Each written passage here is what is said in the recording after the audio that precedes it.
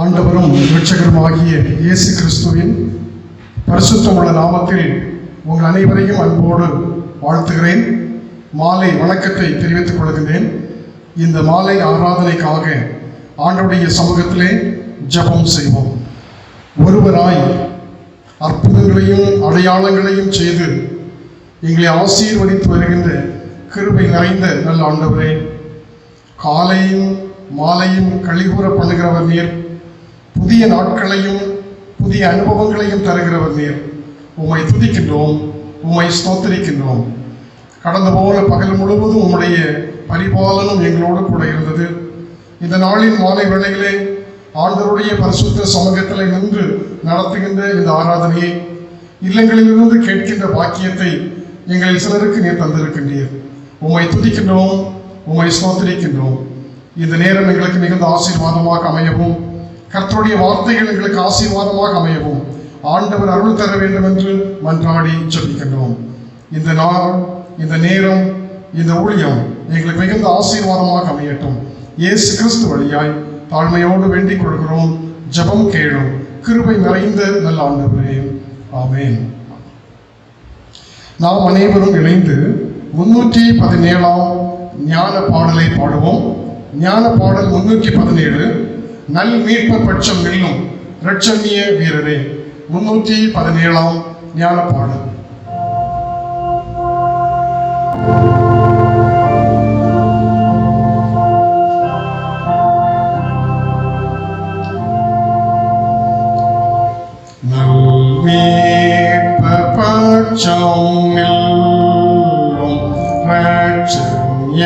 வீரரே, ராஜாவின் கோடி ஏற்றி போராட்டம் செய்யுமே. சேனாதிபதி இயேசு மாற்றாரை மேற்கொள்வார். பின்பற்றி கிரீடம் சோடி செங்கோலும் ஓச்சுவார். மீட்பர் பட்சம் நில்லும் எக்காலம் ஊதுங்கால். போர்க்கோலத்தோடு சென்று மெய்வீசும் வாசத்தார். அஞ்சாமல் ஆண்மையோடு போராடி வாருமே. பிசாசின் தீரன் சேனை நீர் வீழ்த்தி வெல்லுமே. நல்மீட்பர் பட்சம் நில்லும் யவீர சூரமோ. நம்பாமல் திவ்ய சக்தி பெற்றி பிரயோகியும். சர்வாயுதத்தை ஈயும் கர்த்தாவை சாருவே. எம்மோசமும் பாராமல் முன் தந்தில் செல்லுவே.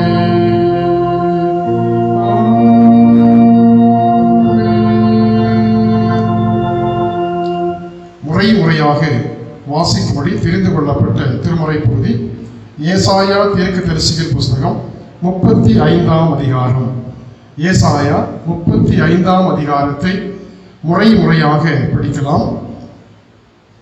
வனாந்தரமும் வறண்ட நிலமும் மகிழ்ந்து கடுவழி கழித்து புஷ்பத்தை போல செழிக்கும்.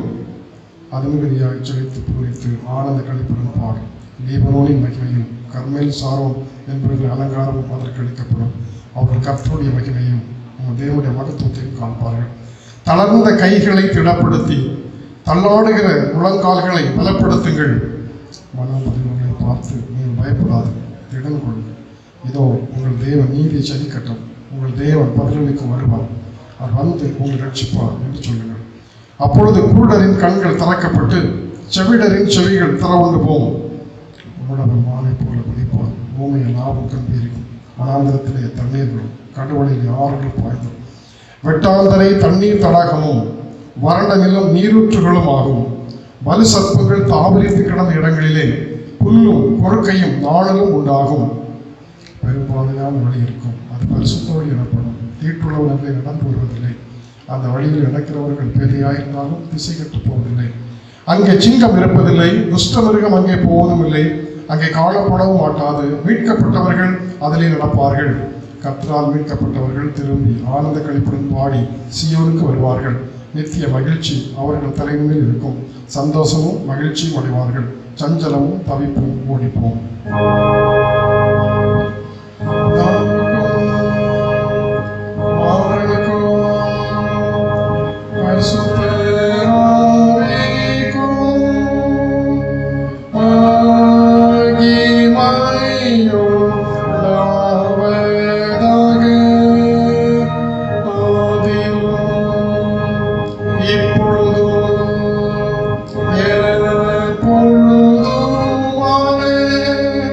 சதா காலங்களிலும் மகிமை உண்டாவதாக.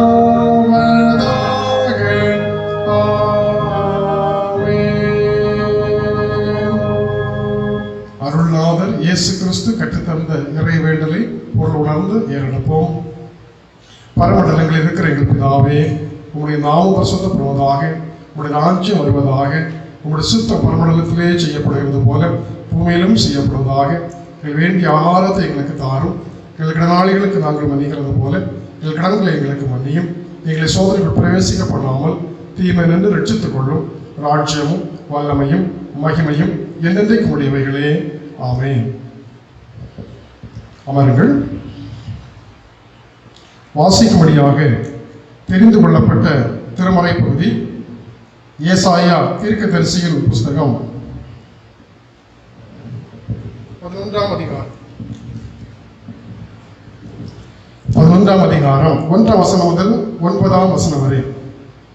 ஏசாயா 11ஆம் அதிகாரம் 1ஆம் வசனம் முதல் 9ஆம் வசனம் வரை. ஈசா என்னும் அடிமரத்திலிருந்து ஒரு துளிர் தோன்றி அதன் வேர்களிலிருந்து ஒரு கிளை எழுப்பி செழிக்கும். ஞானத்தையும் உணர்வையும் அருளும் ஆவியும், ஆலோசனையையும் பலனையும் அருளும் ஆவியும், அறிவையும் கர்த்தருக்கு பயப்படுகிற பயத்தையும் அருளும் ஆவியும் ஆகிய கர்த்தராகிய ஆவியானவர் அவர் மேல் தங்கியிருப்பார். கர்த்தருக்கு பயப்படுதல் அவருக்கு உகந்த வாசனையாய் இருக்கும்.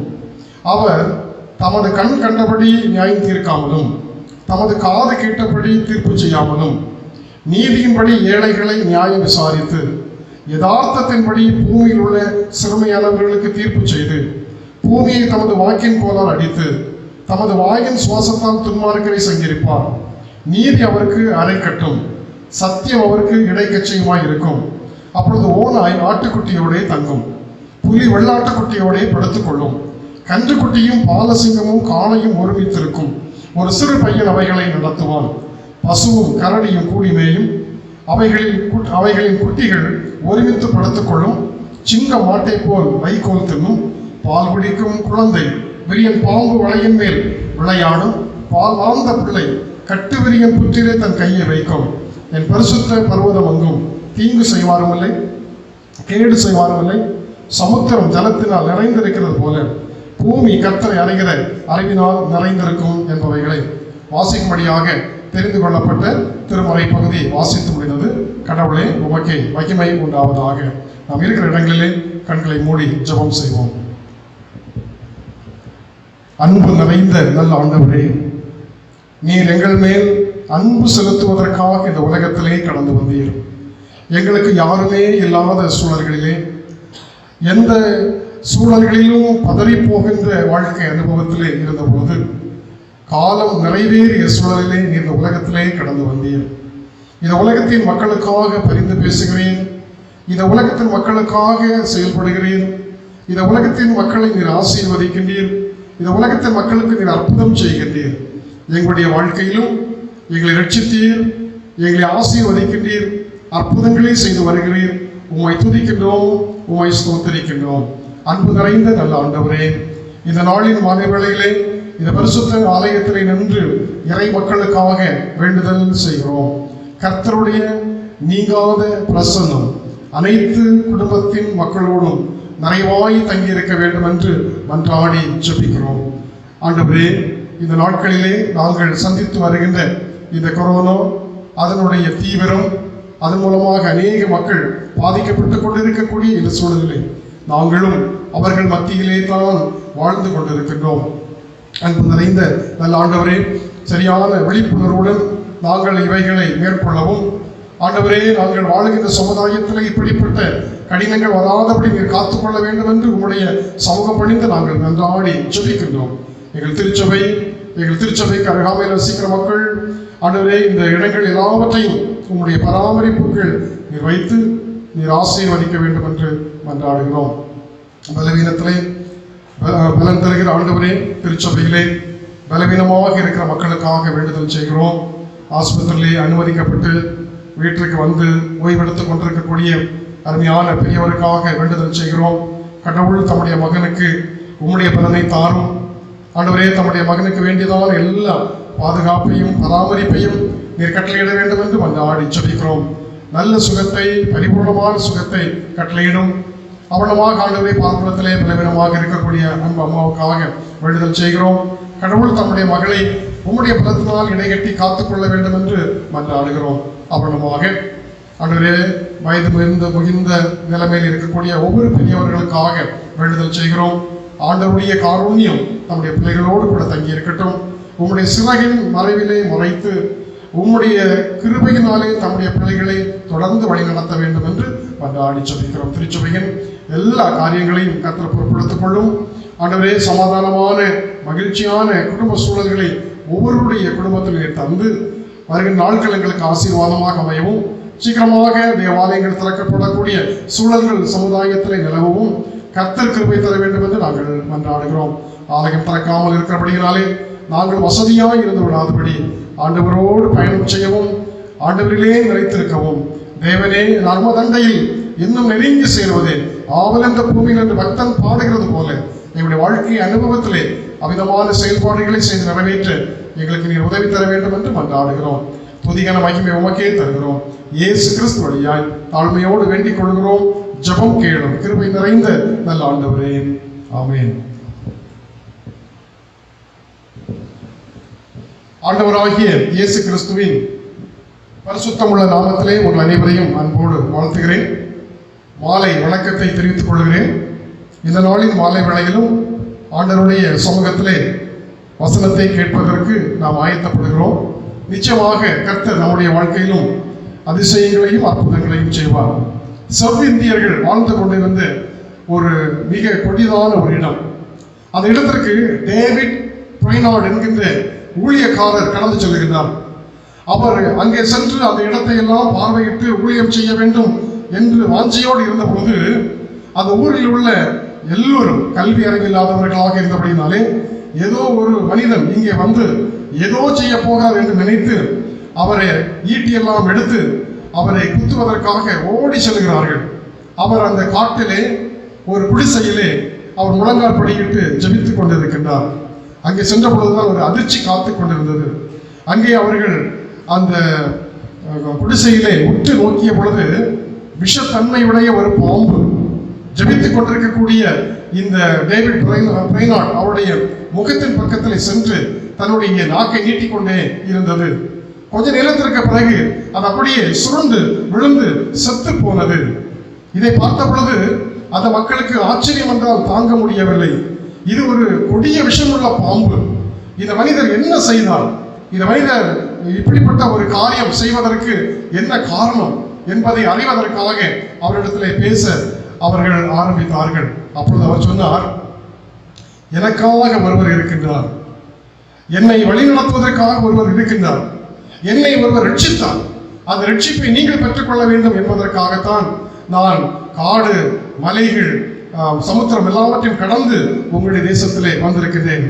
எனக்காக ஒருவர் இருந்தார், இப்பொழுது அவர் நமக்காக இருக்கிறார் என்ற செய்தியை உங்களுக்கு சொல்வதற்காக வந்திருக்கிறேன் என்று இயேசுவை பற்றி அவர் அறிமுகம் செய்தார். இந்த நாளின் மாலை வேளையிலே நான் உங்களோடு பகிர்ந்து கொள்கின்ற பொருள் இதுதான். நமக்காக ஒருவர் இருக்கின்றார், நமக்காக ஒருவர் இருக்கின்றார்.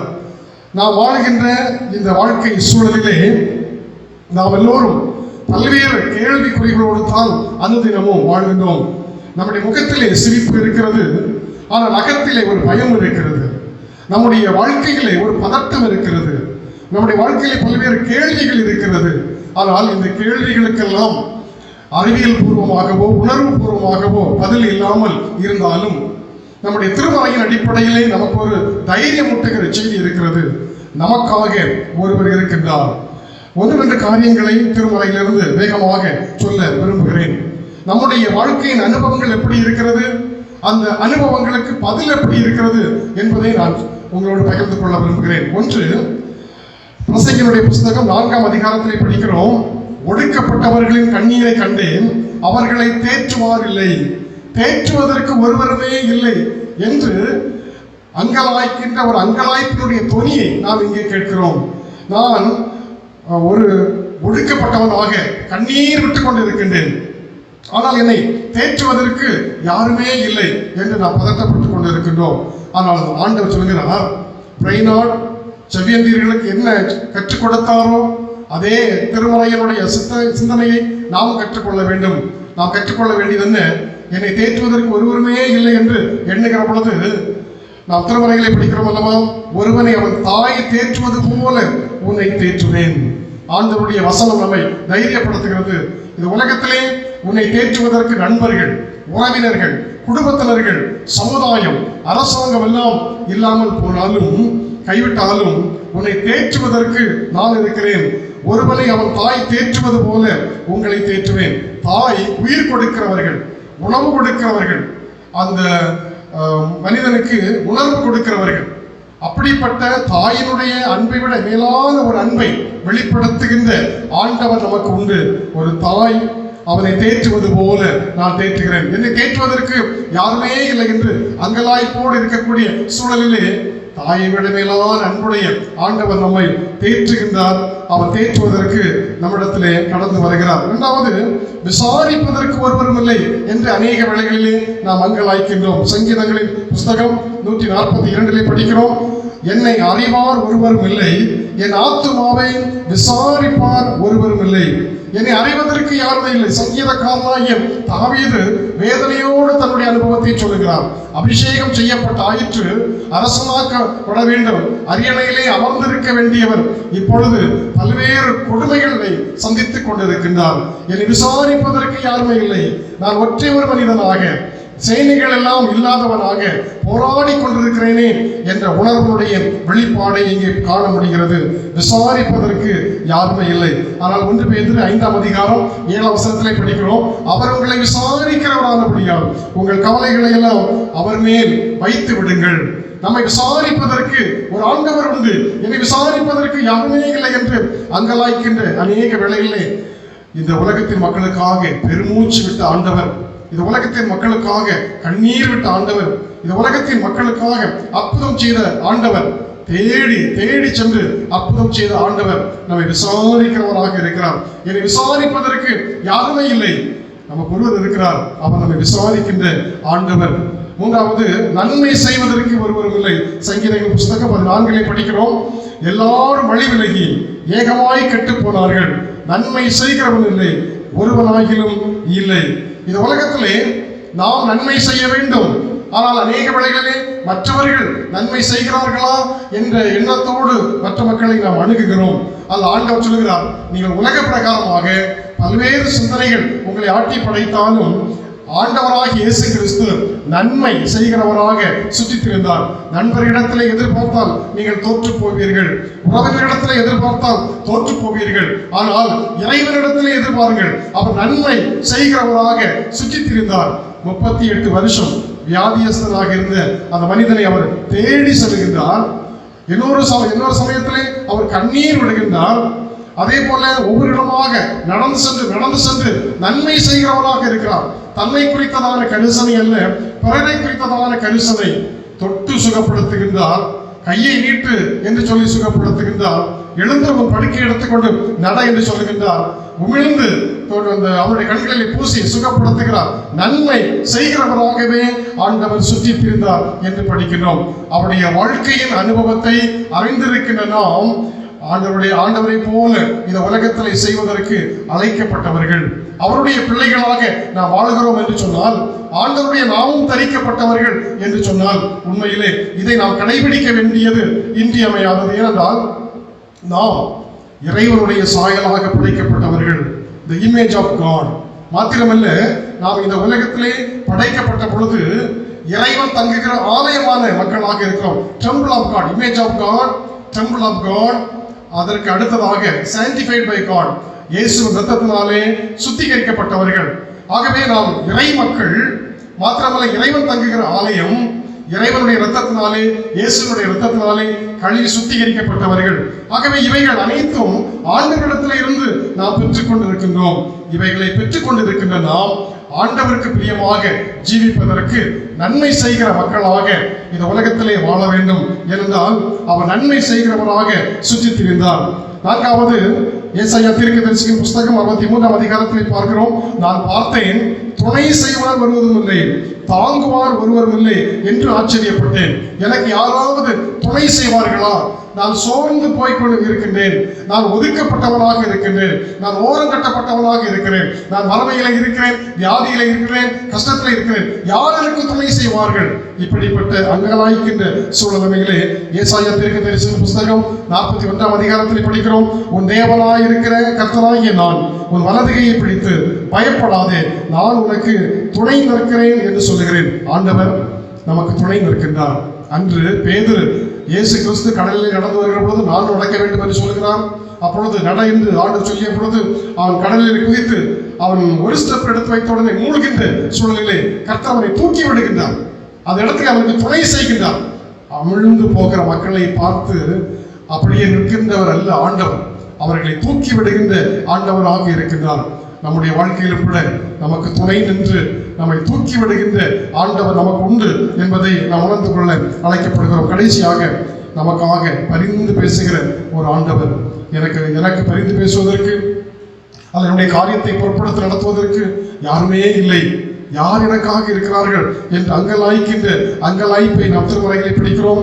நான் தேசத்தை அழிக்காதபடிக்கு திறப்பில் நிற்கவும் சுவரை அடைக்கத்தக்கவதாக ஒரு மனுஷனை தேடினேன், ஒருவனையும் காணவில்லை. எவ்வளவு பெரிய அங்கலாய்ப்பு! அந்த வேளையிலே அப்படிப்பட்ட சூழல்கள் தான் இன்றும் நம்முடைய மத்தியிலே காணப்படுகிறது. யார் இந்த சமுதாயத்திலே உலகார் படியிட்டு இறை மக்களுக்காக வேண்டுதல் செய்வார்கள்? யார் இந்த இறை மக்களுக்காக திறப்பின் வாசலில் நிற்பார்கள் என்று அங்கலாய்ப்போடு ஆண்டவர் நம்மை பார்க்கிற பொழுது அநேக வேளைகளிலே நாம் எல்லோரும் இந்த ஆவிக்குரிய சோம்பல் உடையவர்களாக இருக்கிறோம். அந்த ஒன்றை நாம் ஞாபகத்தில் வைத்துக் கொள்ள வேண்டும். நமக்காக ஆண்டவர் பரிந்து பேசுகிறவராக இருக்கிறார். ஆண்டவருடைய காரியத்திற்காக, ஆண்டவருடைய நாமத்திற்காக செயல்படுவதற்கு ஆட்கள் இல்லாத சூழலிலும் நமக்காக பரிந்து பேசுகிற ஆண்டவர் ஒருவர் இருக்கிறார். ஒருவன் பாவம் செய்வானால் நீதிபரராயிருக்கிற இயேசு கிறிஸ்து நமக்காக பிதாவினிடத்தில் பரிந்து பேசுகிறவராக இருக்கிறார். நமக்காக ஆண்டவர் பரிந்து பேசுகிறார். ஆனால் அவருடைய காரியத்திற்காக நாம் இந்த உலகத்திலே என்ன செய்கிறோம்? அவன் தனக்கானவைகளை அல்ல பிறனுக்கானவைகளை நோக்குவானாக வாழ்ந்து கொண்டிருக்கக்கூடிய இந்த சூழலை மையமாக வைத்து நாம் செய்ய வேண்டிய நன்மையான காரியங்களை திருச்சபைகளே, சமுதாயத்திலே, குடும்பத்திலே, நாம் வாழ்கின்ற இடங்களிலே செய்து நிறைவேற்றுவதற்கு ஆண்டவர் அழைக்கின்றார். டேவிட் பிரைனார்ட் எல்லா மக்களுடைய எதிர்ப்பையும் சந்திக்க வேண்டிய ஒருவர் முழங்கால் படியிட்டு ஜெபித்த பொழுது கர்த்தர் எல்லாருக்கும் முன்பதாக அற்புதம் செய்தார். ஆண்டவருடைய நாமம் மகிமைப்பட்டது. நம்முடைய வாழ்க்கையிலும் வித்தியாசமான அற்புதங்களை செய்வதற்கு ஆண்டவர் தயாராக இருக்கிறார். அவைகளை வெளிப்படுத்துவதற்கு நாம் தயாராக இருக்கிறோமா? நமக்காக ஒருவர் இருக்கிறார், அவர்தான் இயேசு. கர்த்தர் தாமே இந்த வார்த்தைகளை நமக்கு ஆசீர்வதித்து தருவாராக. ஆமென். ஆராதனைக்கு நிறைவாக நாம் யாவரும் இணைந்து 378வது கீர்த்தனையை பாடுவோம். கீர்த்தனை 378. தந்தே என் இயேசுவே இந்த நேரமே உமக்கே.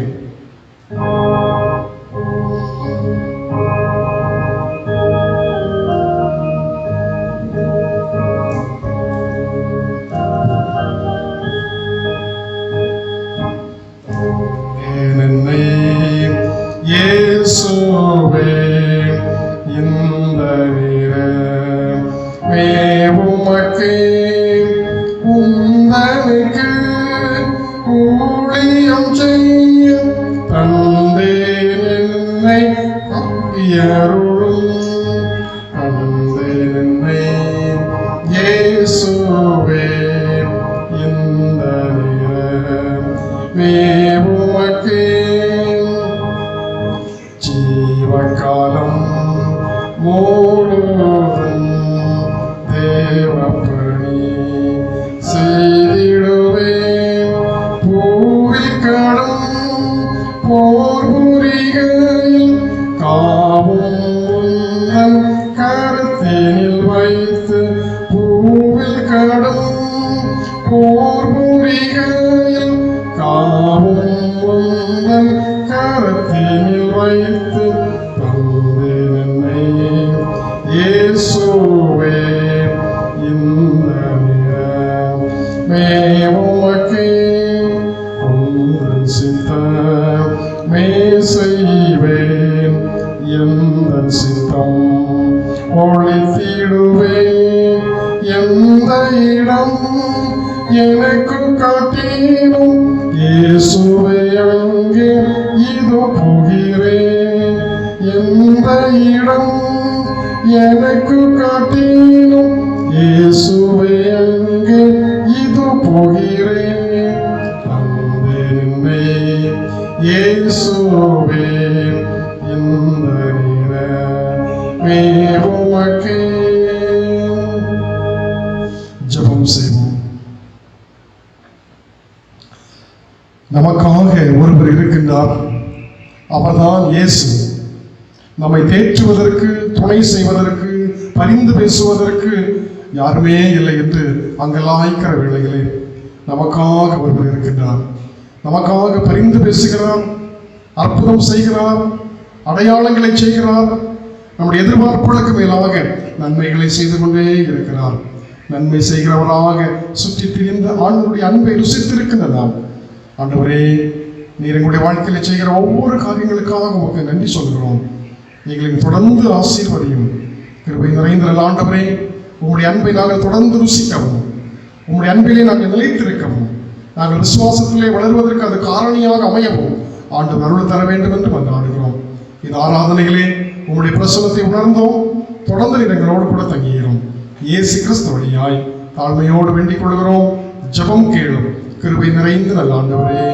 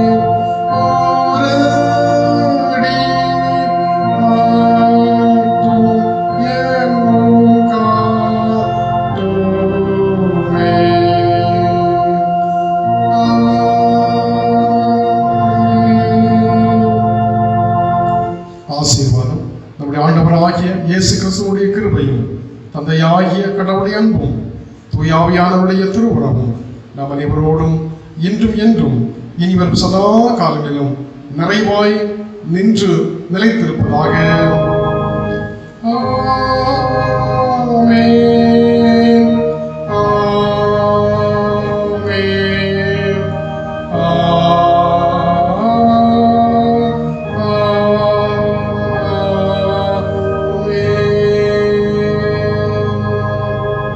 ஆண்டவர் உங்களோடு இருப்பவராக. சமாதானத்தோடே சாட்சியாய் வாழ்ந்திருப்போமாக. அனைவருக்கும் வணக்கம்.